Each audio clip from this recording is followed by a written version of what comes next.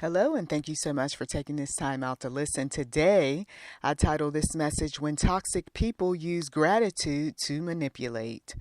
When toxic people use gratitude to manipulate. We can call these toxic people psychopaths. We can call them selfish or self-absorbed, narcissistic. We can call these toxic people whatever we choose to label them. But at the end of the day, the child of darkness or children of darkness are not to be taken lightly. We are not to ignore. We are not to act like we don't see. We are to use our spiritual discernment and pay close attention to the web that they weave. Too often individuals will take on an attitude that is very manipulative themselves because it's their way of paying someone back who has used their share of trickery to get next to you. That's not a good way of dealing with these toxic folks who come up with any way, and I do mean any way, to get you to conform, to toe the line. But today's focus is on gratitude, used the wrong way, used to control, used to manipulate. There have been times in my life where I was told, you should be grateful. And usually when you have an individual who ignores everything that you've told them about why you've distanced yourself, why you no longer talk to, why you cut people off, or why you don't invite them in,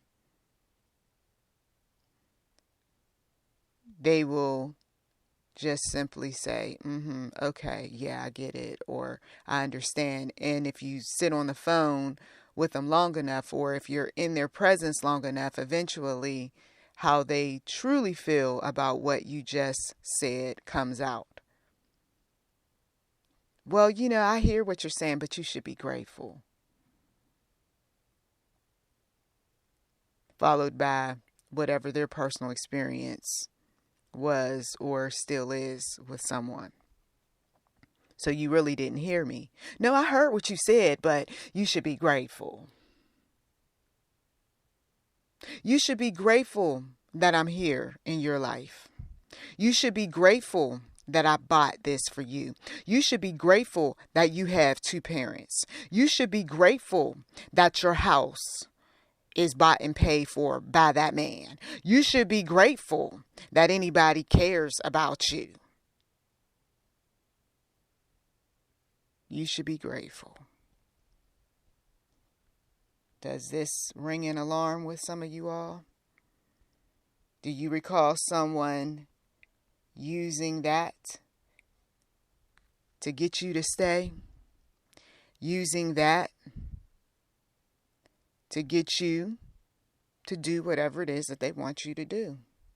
You're held emotionally, physically, spiritually, sexually captive. Captive.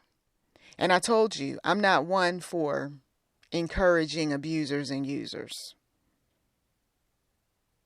I'm not the one that's going to side with the controlling individuals. I'm not going to do it. I am going to side with the victim. I'm going to side with the one who they don't know they're a victim yet. But God, He has a way of showing you where you truly are in this life. And it's up to you to make a difference. It's up to you to say, I will not continue to be manipulated, charmed, bamboozled, hoodwinked by this fool. You should be grateful that I gave you this job. Because see, out of all of the candidates that I could have gone with, I picked you. So I guess I better stay in my toxic mess a little while longer because, yeah, I should be grateful. And you know what you do. You start looking for all sorts of reasons why you should stay. You start telling yourself, because you told everybody else God gave you, that's where you made your first mistake. This is why I don't like that bragging about what God gave people. Because when you realize that God didn't give you certain people, places, and things, now your testimony, the things that come out your mouth, are called into question. I don't know if I want to believe her. I don't know if I want to go along with him, because you see, he started off saying that God gave him this job, gave him this man, gave him this woman, gave him this opportunity, gave him all these different things. But now that he sees things for what they really are, or now that we see that this is nothing more than a psychopath that he's hooked up with, you see, now he wants to come up with some excuses, or he wants to sugarcoat a situation, or he wants to say that we're wrong for saying what we're saying about his abusive situation. Can we be honest and open today? Or are there listeners that are going to pretend like what I'm saying is inaccurate when we know better? Lord Jesus. Held captive. Lord Jesus.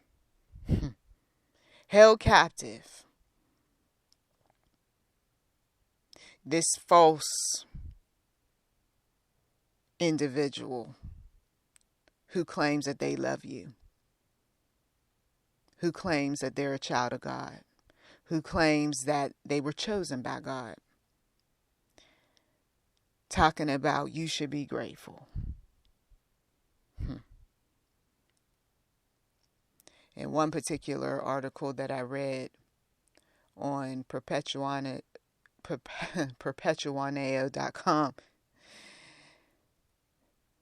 the writer says gratitude can sometimes become your blinders, your ball and chain in an abusive relationship. Let me read that again for someone. Gratitude can sometimes become your blinders, your ball and chain in an abusive relationship. It doesn't matter where this abusive relationship is taking place, whether it's at home, on the job, between your children, your grandchildren, whoever, whatever, a wife, a husband. At this point, you can call out whoever. The point is that they have weaved a web that is designed to keep you entrapped by every now and again saying you should be grateful.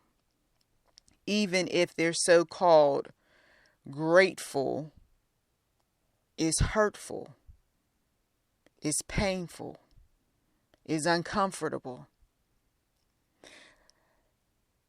In the same article, it talks about how psychopaths leverage gratitude. The article is When Gratitude Keeps You Trapped with a Psychopath.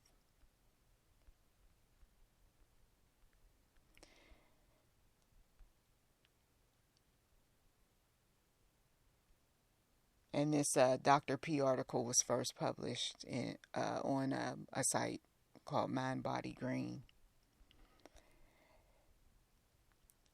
Here's how it happens. Someone charming sweeps you off your feet. They bombard you with so much attention and accelerate intimacy by sharing their vulnerabilities with you. And before long, you're spending too much time together. You don't quite have the space to think for yourself. Now, this is a good example when it comes to dating. Every time you turn around, this person's in your face. And some of us, we recognize it now. We didn't know what was happening then. But you keep showing up. And you keep sitting down before me. And you keep telling me about all these different things that's going on with you, okay? And in the beginning, when we're just learning, some people, Absolutely, I want to know some things. Absolutely, I want to get to know this person. And yes, I enjoy their company. But now you're taking up my personal time when I told you that my personal time is Saturday. Or I told you that I need 2 days a week to myself, but yet you still come over. This is where, for some of you all who are dating, some of you all who plan a date, you need to be careful of people who just take up way too much of your time and they don't respect your boundaries. We've said that time and time again. What are they up to that they got to keep showing up? What is going on with their mental state that they just can't seem to tell themselves, you know what? I need to give her space. You see, I need to give him space. What's going on? You see, you're not the psychologist entering into that relationship, or the psychiatrist, or that's not what your title is. But what you are is a person who wishes to be with a companion, right? Not a psychopath, not a controlling woman, a controlling man, a user and abuser. That's not what you're put on this planet to be to anyone. So what are you up to that you got to keep showing up even when I told you that I need my space? What is your mental telling me about you? Am I going to even be able to tolerate someone like you? You see, I told an individual who said he didn't have kids. He said, but I would love to get, some parenting advice from you for the future. I said, well, you don't have kids. I said, I'm not giving you parenting advice. What I'm going to give you is dating advice. Oh, that's good. That's good. Yeah, I'll take that. And one of the things that I share with him is get to know the person away from the romantic scenery. Well, how do I do that? You just don't take them to a place that is designed to invoke romance. Let them be a part of your day-to-day. Just for a little bit. Just enough to see their highs and lows. And then what you're going to determine is whether or not you're going to be able to tolerate this person. Because, we can all tolerate each other when we're on our best behavior. But when we're not on our best behavior, can you still love me anyway? Can you still listen to me? Can you still sit down? Can you still, be in my presence? Or are you going to want to run away? See, you'll know how much a person truly loves you if they can deal with you in all the seasons of your life, not just the good ones. Come on, that's for somebody. So, if you want to be with this person who says you should be grateful, and they like to wash your face with their you should be grateful statements, then this is one of those things where you just go, okay, I guess this is what I'm just going to stick around with. And this is what no, that's not what you're going to do. You're going to stand up and you're going to say, I'm not going to keep hearing this from you about how I should be grateful. Oh, but you will. No, I won't. Because see, here's what's going to happen. I'm going to be grateful, genuinely grateful to be away from you. That's what's going to happen. That means that there's not going to be any more conversation over the phone or via text. That means that you're not going to be a part of my social media network. That means that I'm not inviting you to any type of gathering, and I don't intend on going where you are either. You see, because yeah, I know at times that I might not be exhibiting the type of behavior that shows you that I'm grateful, because 9 times out of 10, no, I'm not grateful. I'm not grateful to have a conversation or a yelling match. I'm not grateful to see you looking me up, down, and sideways because maybe I bought something that you didn't have the money to pay for, or, you looking me up, down, and sideways because once again, I'm saying something that's cutting because you think that you can say something that's cutting to me and I'm just going to be cool about it. If you don't like the truth, then don't sit at truth's table, because I am going to expose your lies. But now, because you can't come up with anything to say, now you're coming at me with, you should be grateful that I'm even listening or I'm still around. You see, the narcissist is good for talking about that, because the narcissist loves self, right? All about self. Sometimes the narcissists don't even love self. It's just an act. You see, they're feeling down. They're trying to bring you down. So you see, because you have your high standards or what have you, you might feel guilty when they say these sorts of things. And as the article reads, they punish you for behavior that doesn't suit them and reward you every time you do what they want. So like a trained dog, you learn to cave in. And for some of us, we fell for that. We didn't know what we was falling for, but we fell for it. We were being trained. We were being trained to feel guilty. We were being trained to receive that reward of attention when we said something that just makes them feel good. And then when we said things that didn't make them feel good, or we fought back, or we established our boundaries, or we said enough is enough, and you will not continue to use, grateful, in other words, similar to it, to try to control me. Now you're going to be punished. Okay, well, you can keep your little treats and tricks and whatever else. Use those like you've been doing with everybody else. But here's one who awakened. Here's one who's using discernment. Here's one that God showed me. This isn't a relationship. This is nothing more than someone, once again, trying to get the upper hand on you.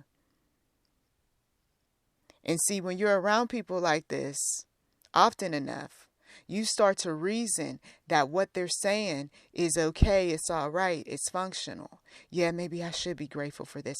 No, that's not what this is about. It's not about being grateful. Matter of fact, grateful has nothing to do with it. They're just trying to take a playbook out the Bible.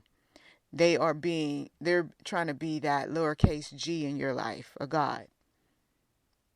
No, what they're doing is they're trying to get you to do something for them. Okay, let me say that again for someone. They're trying to get you to do something for them. And because you won't do it or can't do it, after all I did for you, you should be grateful. I didn't ask you to do 10, 20, 30, 40 things. Now that I know this, I'm not doing anything for you, because all I did was ask you to do, and it was an inconvenient time. That's what you say. You know what? Because see, I wasn't ready to take phone calls from some people. And I told them in advance that I wasn't ready to take phone calls from some people. And because I wasn't ready, or because there's going to be this long season that, no, I'm not going to be talking to you, but I will eventually come back around. Now you mark me. Now I'm a bad person. You see, these are the types of manipulations that people come up with. And some of you all, as we once again go into different holiday seasons,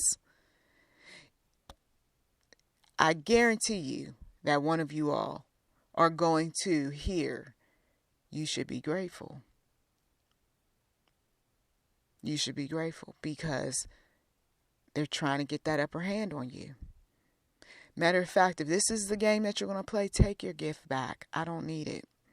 If this is the game that you're going to play, please don't call me.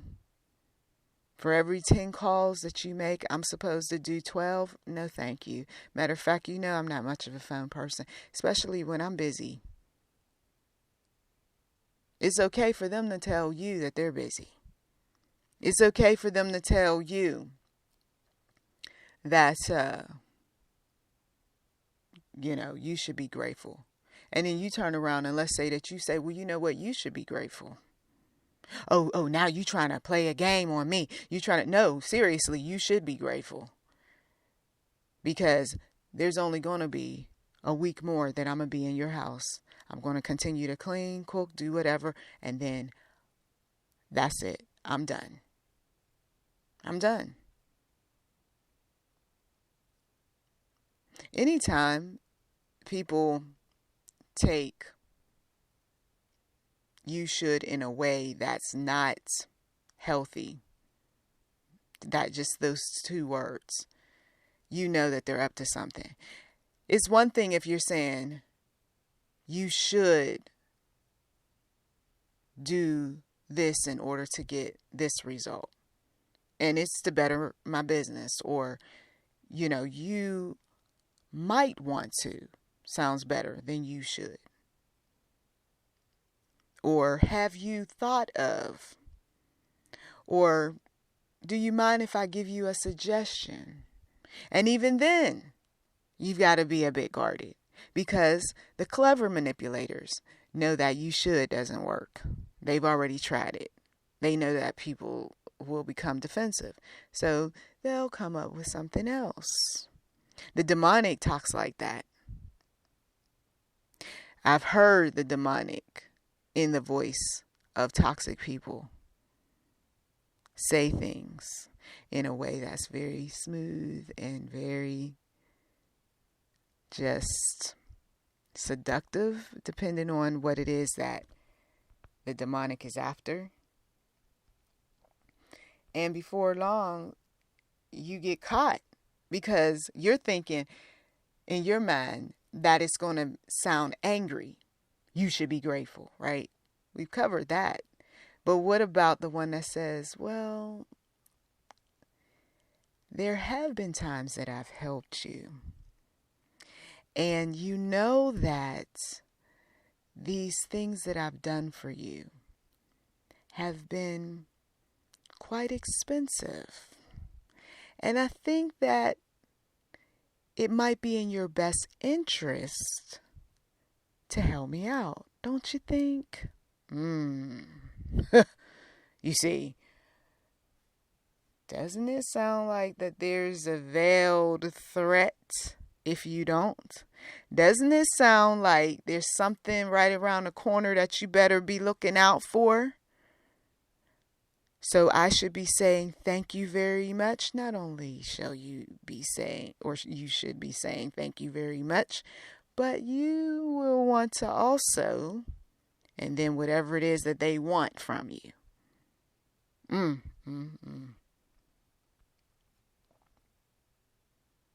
And then let's say that you say, I don't like where this conversation is going, and what you're doing is making me feel uncomfortable, and no, I don't believe that I'll be able to return the favor and all of that. And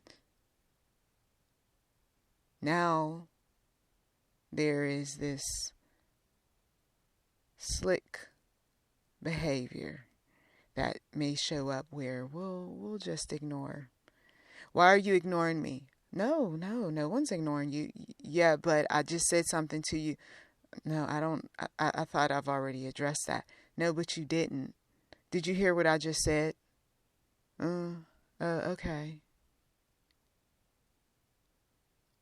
And then weeks later, you do recall that conversation that we had, right? And you made me feel uncomfortable. I felt like that was a veiled threat, a few weeks ago. And now you're doing like some messy things.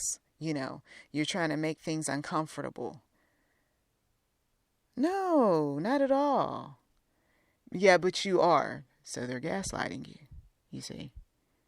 Because they're still offended by what you didn't do weeks ago. You see, this is manipulation at its best. This is the shady stuff that people who have watched other people play people use to get what they want. Because it started somewhere. It started with the mother who played people. It started with the father that they witnessed who played people. It started with others in the family who played people. This is why you got to be very, and I mean, very careful about who you put in front of your children and grandchildren.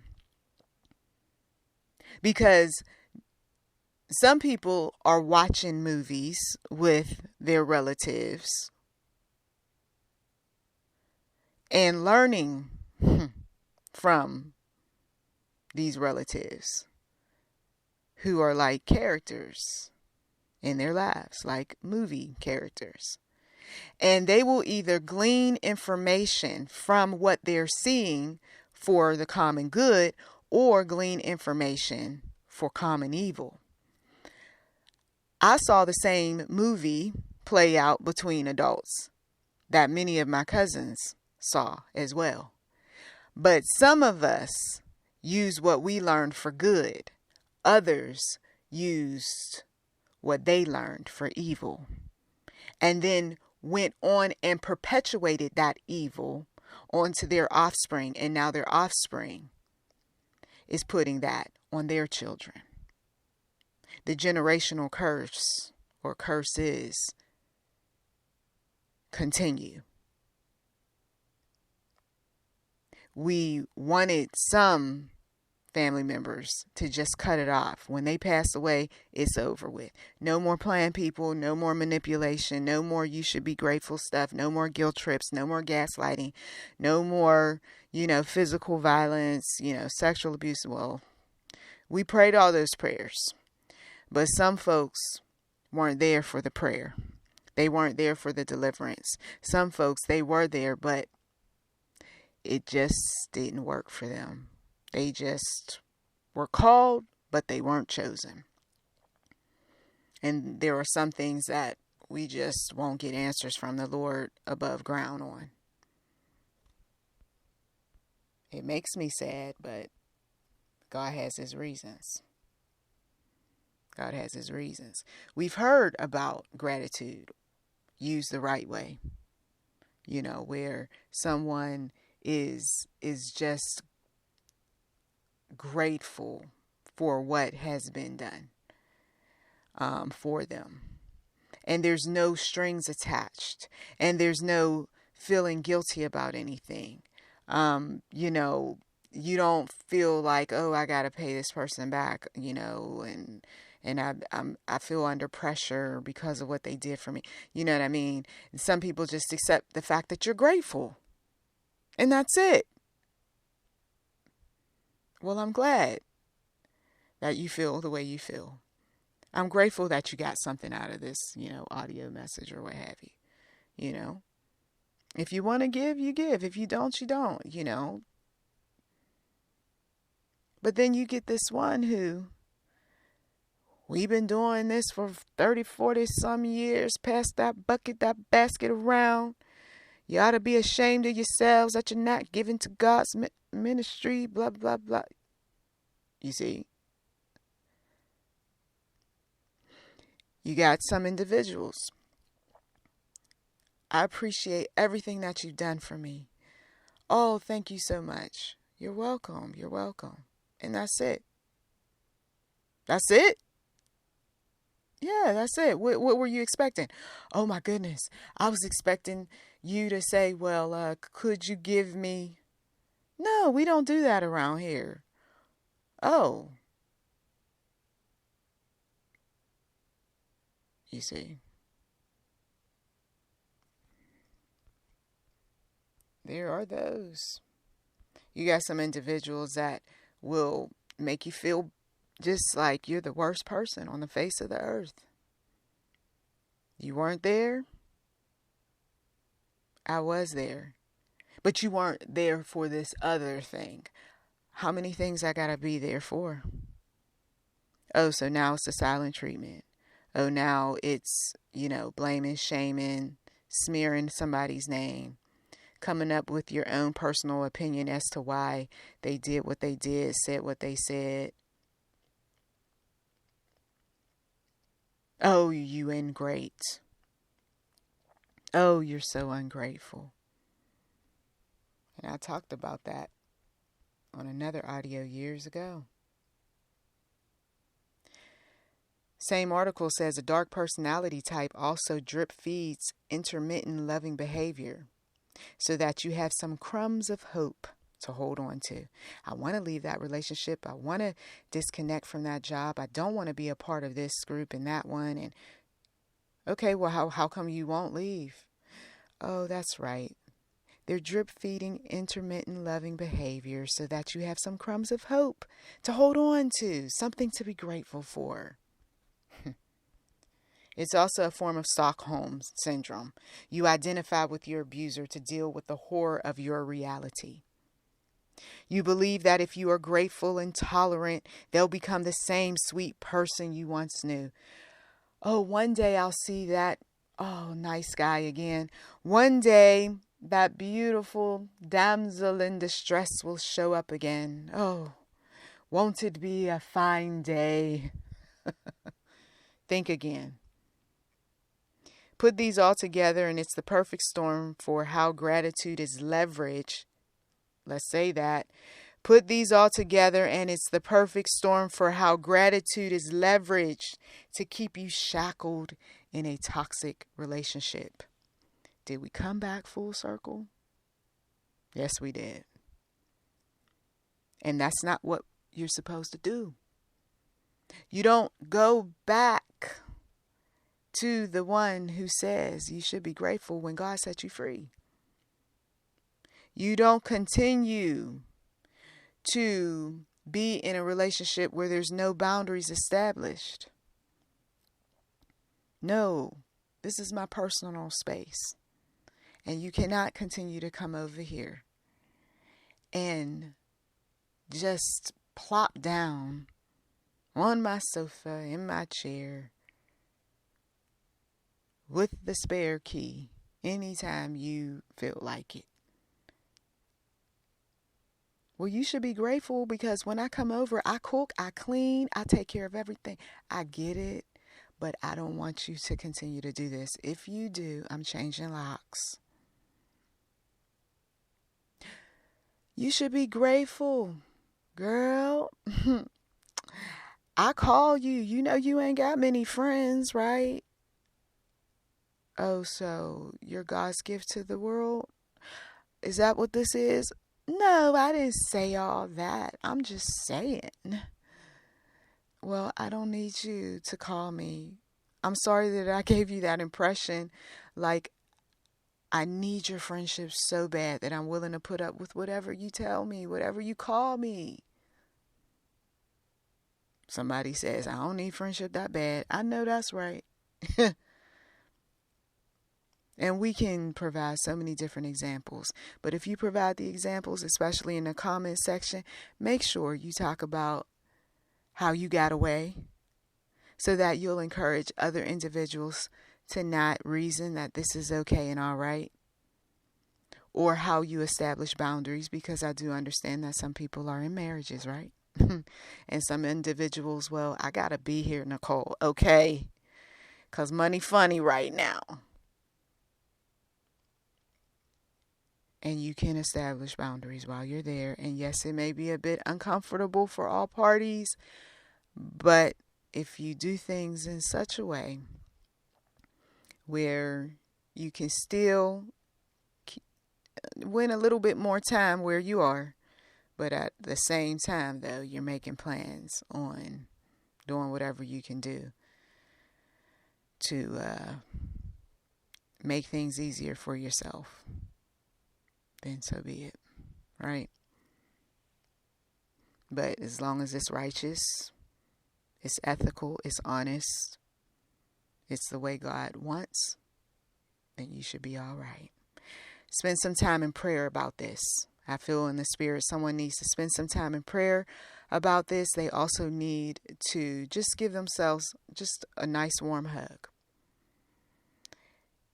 and tell the one true God about your struggle right now with whoever is popping up in your mind, and ask the Lord to lead you on what you should say and what you should not say.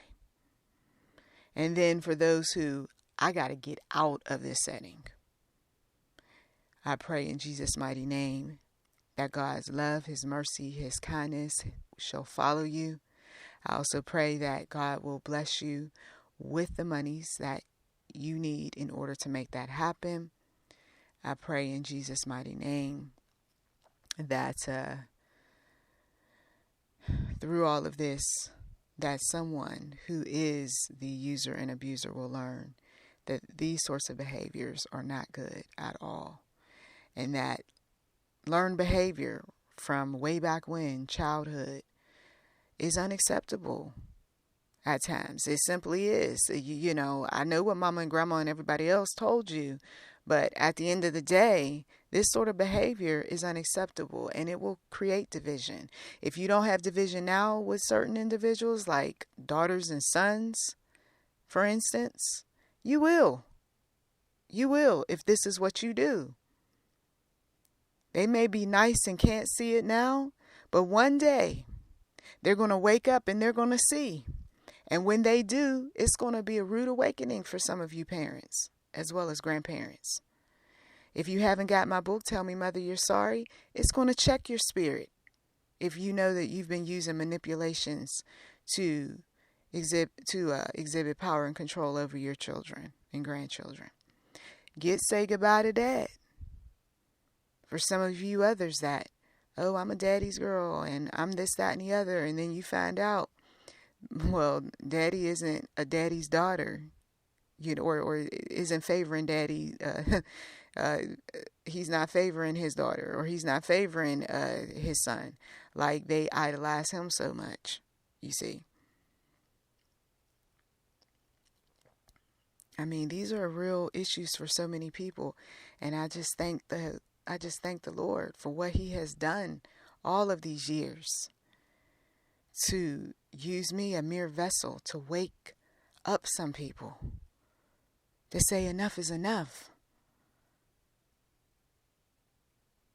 And sometimes the examples are cutting. Sometimes the examples shame. Sometimes the examples, the demonic will tell you blame. And that's not what this is about.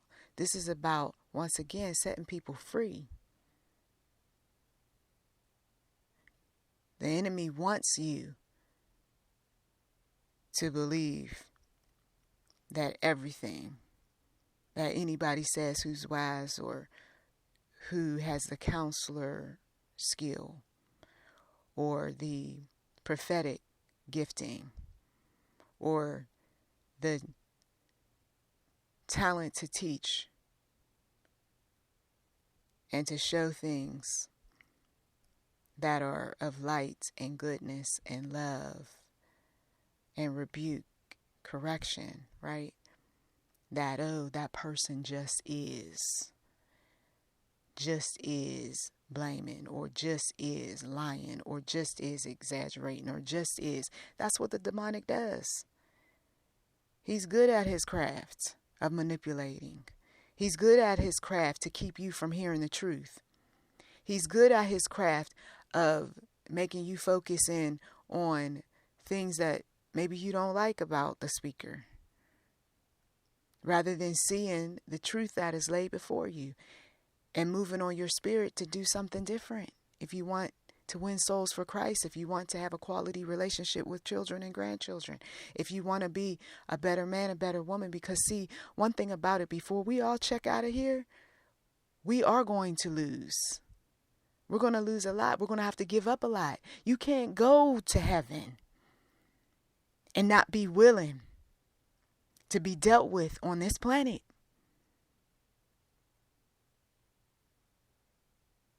And God's going to deal.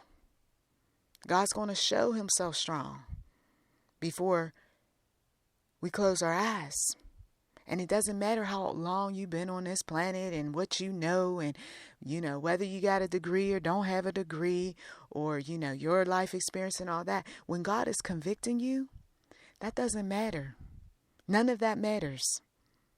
All he wants is someone who is willing to be obedient, to do what it takes in order to get his job done.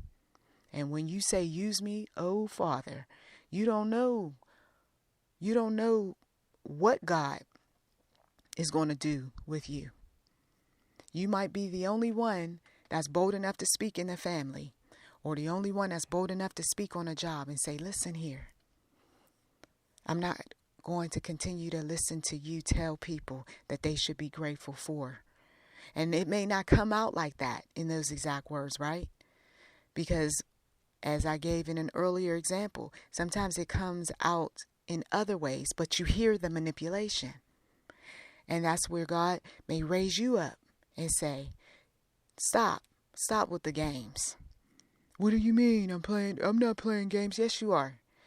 I get it. I know you're trying to lead, but this isn't how you lead. You can't lead with this type of manipulation. There's a type of wholesome, healthy, functional way of getting people to do things. But this right here, the guilt trips and the disrespect and the name calling and the shaming and whatever else you call this has to stop. And you're not going to be liked. And they are possibly going to come up with a way to retaliate against you because of it.